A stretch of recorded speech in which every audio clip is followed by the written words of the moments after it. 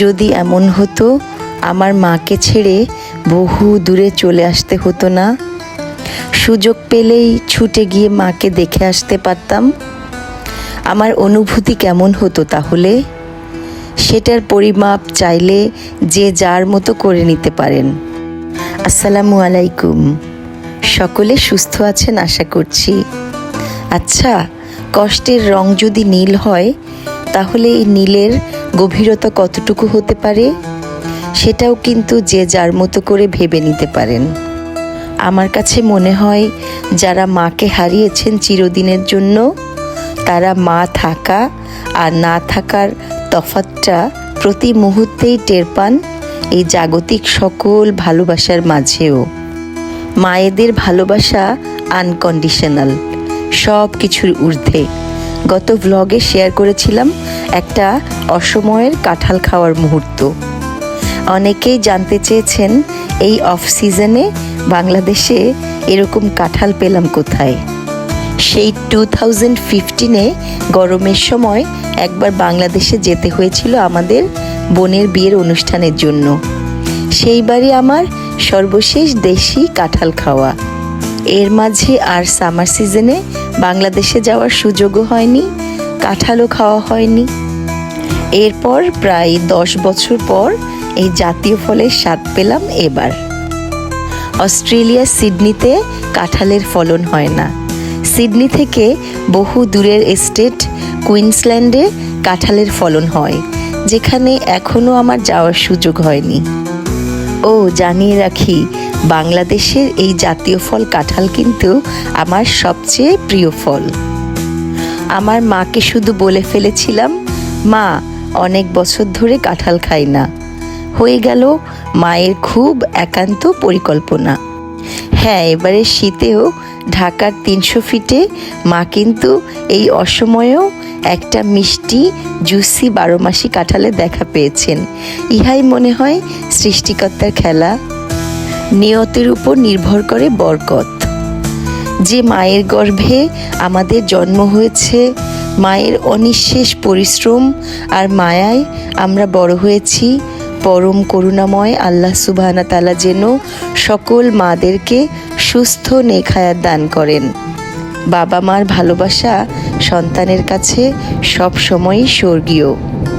এই তো 7 সমুদ্র পাড়ি দিয়ে চলে আসলাম অস্ট্রেলিয়াতে।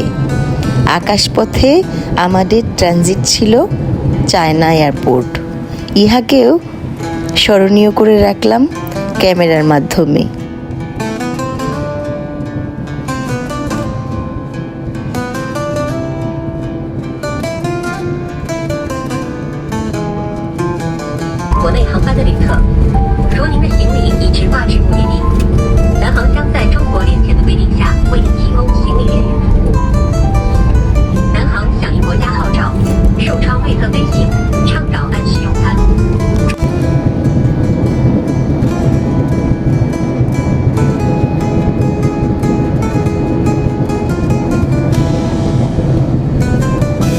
বাস্তবতা হলো সিডনিতে এলাম রাত 11টায়।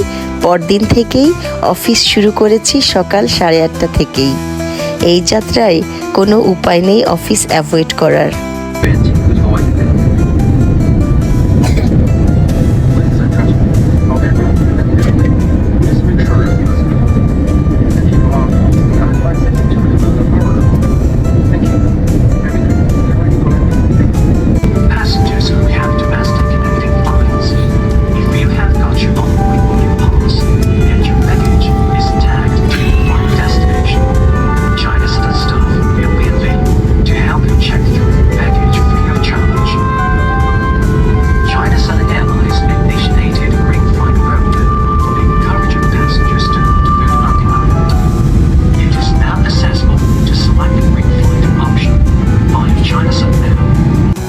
এই তো মাঝে গোয়াঞ্জু এয়ারপোর্টে আমরা। সিডনিতে পৌঁছানোর পর চোখে কিছুই দেখছি না, গলার ভয়েসও চলে গিয়েছে। জেট লাগে ভরপুর ব্রেইন নিয়ে হোল উইক ফুল টাইম কাজ করে গিয়েছি আগামীর স্বপ্ন বিনির্মাণের আশায়।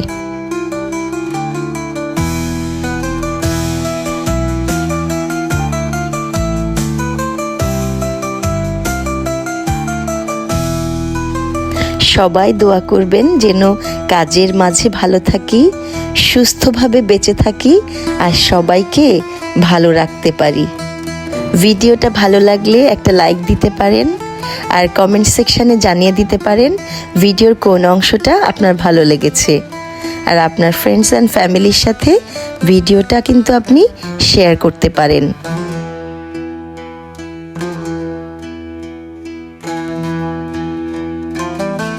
নাজমুনস ড্রিম ওয়ার্ল্ড চ্যানেলটা সাবস্ক্রাইব করে আপনিও কিন্তু আমার পরিবারের অংশ হয়ে যেতে পারেন। সকলেই ভালো থাকেন, সুস্থ থাকেন। আসসালামু আলাইকুম। পরের ভিডিওতে দেখা হবে। ধন্যবাদ।